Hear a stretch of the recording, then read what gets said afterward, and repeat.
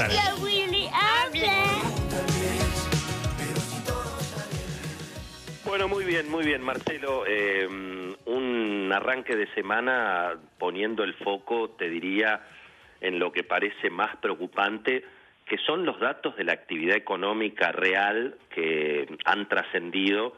respecto de lo que puede ocurrir en abril. Ya habíamos tenido marzo muy malo con los datos oficiales del INDEC, pero aparecieron los números de la consultora Orlando Ferreres durante el fin de semana con los datos de abril. Y bueno, te diría que realmente son alarmantes. Básicamente lo que aparecieron fueron los datos de la industria, se habían dado a conocer el viernes, pero bueno, la verdad que los números son impresionantes, 27% de caída de la industria en abril, con algunos sectores 50% plástico, 54% la construcción, 62% siderúrgica, 70% papel, es decir, una situación, Marcelo, prácticamente de depresión económica, con números que son peores a los de la Argentina del año 2002. Por eso yo creo que en alguna medida lo que a mí me parece que faltó un poco en la conferencia de prensa y en la presentación del presidente y el gobernador Kicillof y el jefe de gobierno porteño, es también hacer alguna mención, bueno, en cuáles son los efectos negativos de la cuarentena, es decir,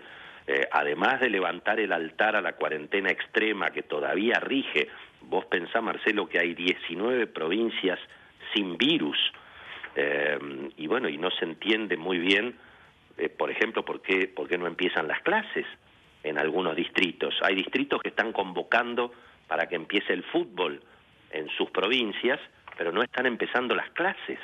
Es decir, realmente es una situación importante tener en cuenta, bueno, lo que significa la cuarentena extrema en materia económica y hasta dónde también eso puede llegar a significar, bueno, tener que lamentar eventualmente riesgo de vida mirando más adelante. Me parece que es un tema significativo, ¿no? Mirando, por supuesto, además, lo que se viene después. Hablábamos hace un ratito sobre los temores que empiezan a aparecer a propósito de la negociación de la deuda, en el sentido de que eventualmente se pueda llegar a estirar hasta el 30 de julio la emoción entre los acreedores y el gobierno, porque hay un nuevo vencimiento justamente a principios de julio con bonos de la reestructuración de la era Kirchner, que son más difíciles eventualmente de lograr mayorías. Es cierto, Marcelo, que se supone que no va a haber juicios en forma inmediata contra la Argentina y que para lograr que se gatille lo que se llama la aceleración de la deuda, es decir, que bonistas reclamen el pago de todo lo adeudado, hay que juntar 25% de las voluntades, es decir, evidentemente hay un espacio en la negociación. Además han aparecido dos negociadores por la Argentina que podríamos decir no son precisamente Nakam Pop, ¿no? Estamos hablando nada menos que de Miguel Galucho y del empresario David Martínez, hombres que tienen muchísima relación con el mundo financiero y que, bueno, muestran evidentemente que hay una decisión política de la Argentina para acordar. Pero esta idea del default perpetuo, de que pueden mantenerse conflictos con acreedores que no terminen de resolver la cuestión, que pueden haber eventualmente litigios y que en definitiva generan, y bueno, las dificultades para que se recupere la confianza. Es decir,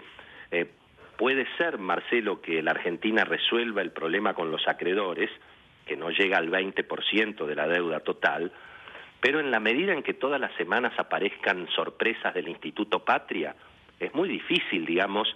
que en la Argentina los propios argentinos decidan a volcar sus inversiones en el país,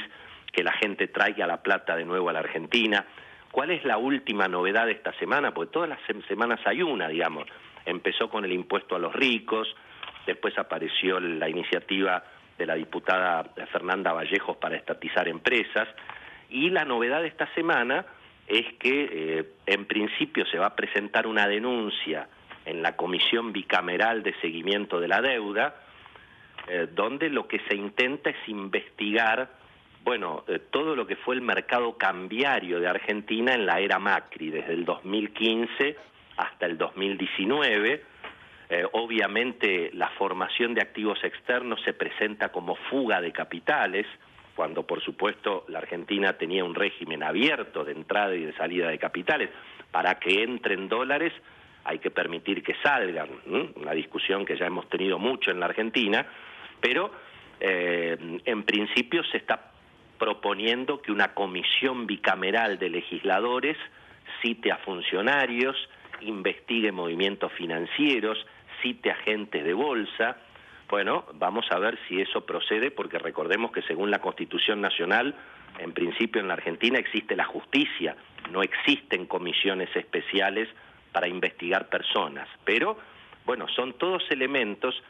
que tienen que ver con este clima, lógicamente anti-inversiones, este clima muy estatista. Por más que la Argentina salga del default, por más que se presenten iniciativas que desde mi punto de vista son inteligentes,